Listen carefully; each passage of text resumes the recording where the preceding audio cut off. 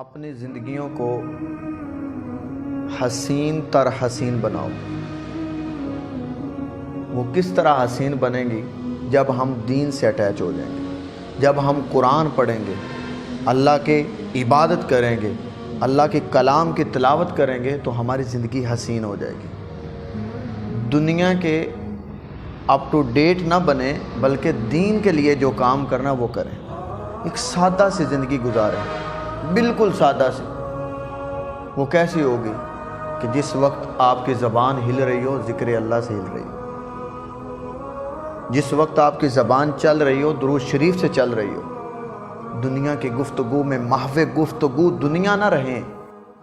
محو گفتگو رہنا تو سرکار کے فرمان پڑھیں، سرکار کی حدیث پاک پڑھیں، اللہ کا قرآن پڑھیں تو اپنی زندگی کو حسین بنائیں۔ ہم حسین سمجھتے ہیں کہ بندے کے چہرے پہ نور ہونا چاہیے، کپڑے اچھے ہونے چاہیے، ٹائی کوٹ ہونا چاہیے۔ نہیں، یہ لباس نہیں ہے۔ لباس ایک سادہ سا لباس شلوار اور قمیض ہے، اور اس کو بھی ہم ایسا بنائیں کہ جیسے حضور کے صحابہ حضور نبی پاک علیہ الصلوۃ والسلام کی سنتوں پر عمل کرتے تھے۔ ہمیں بھی چاہیے کہ ہم اپنے نبی کی سنتوں پر عمل کر کے اپنی زندگی کو بہترین بنائیں۔ لیکن ہم دنیا کے پیچھے بھاگے ہوئے ہیں۔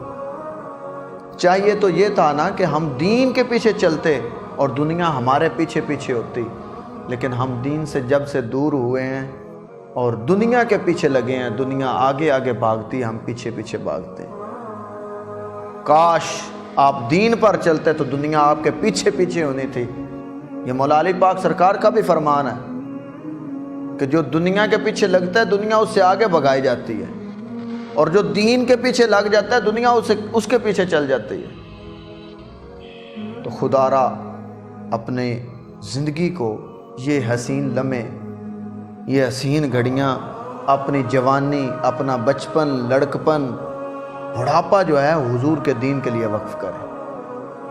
ٹھیک ہے، دنیا بھی ضروری ہے، لیکن اتنا رکھیں جتنی ضرورت ہے۔ تو دین کو ہر وقت دین کے ساتھ اٹیچ رہیں۔ جب بھی آپ تھوڑا سا راستہ چینج کریں گے تو پھر اللہ کی لاٹھی بے آواز ہے۔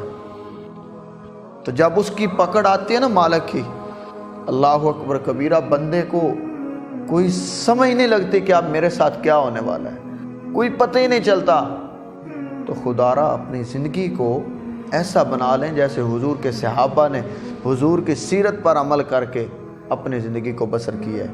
تو ہمیں بھی چاہیے حضور کے صحابہ کے طریقوں پر چلیں، حضور کی اہل بیت کے طریقوں پر چلیں۔ دین کے لیے جان دینی پڑے تو جان بھی دیں۔ ہم ان چیزوں سے بھاگتے ہیں، ہم ان چیزوں سے دور ہونا چاہتے ہیں، لیکن جب آپ دور ہو جائیں گے تو آپ کا رب آپ سے ناراض ہو جائے گا۔ تو جب رب ناراض ہوتا ہے نا تو وہ اپنے دین کی سمجھ جو ہے وہ لے لیتا ہے، دین کی سمجھ لے لیتا ہے، اپنی عبادت کی توفیق لے لیتا ہے۔ سجدوں کی اس بندے کو توفیق نہیں ہوتی۔ آپ نے دیکھا ہوگا کہ جو دنیا دار لوگ ہیں ان کا ایک رویہ آپ نے دیکھا ہوگا کہ وہ دین دار لوگوں کو، دین والوں کو بڑا حقیر سمجھتے ہیں کہ یہ جی لو جی مسجد تک کی ہیں، یہ وہ ایسی باتیں جب ان کے ذہنوں پر آتی ہیں تو اللہ تبارک و تعالیٰ کے فرشتے جو ہیں ان بندوں پر لعنت بھیجتے ہیں۔ کیا تم دین کے خلاف باتیں کرتے ہو، دین والوں کے خلاف باتیں کرتے ہو، تو لو اب رب کی طرف سے لعنتوں کا توق آپ کے گلے میں ہے۔ تو جب خدا دین لیتا ہے تو عقل بھی چھین لیتا ہے۔ اس وقت پھر سمجھ نہیں آتی کہ یہ ہمارے امام صاحب ہیں، یہ ہمارے بچوں کے استاد ہیں۔ اس وقت یہ نہیں سمجھ آتی، اس وقت شیطان دماغ پہ سوار ہوتا ہے۔ خدا جب دین لیتا ہے عقل بھی چھین لیتا ہے۔ خدا را اس دین کے ساتھ اٹیچ ہو جائے۔ یہ دین ہی آپ کی آخرت بھی سنوارے گا، یہ دین ہی آپ کی دنیا بھی سنوارے گا۔ اگر آپ دین سے دور ہو جائیں گے تو نہ آپ کی دنیا سنور سکتی ہے اور نہ آخرت تو پہلے ہی تباہ ہو چکی۔ تو اپنی آخرت کو تباہ نہ کریں، اپنی دنیا کو بھی سنواریں اور آخرت کو بھی سنواریں۔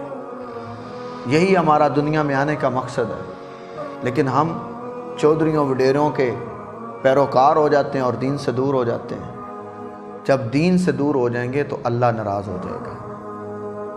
تو اللہ جب ناراض ہوتا ہے وہ کسی سے رزق نہیں لے لیتا.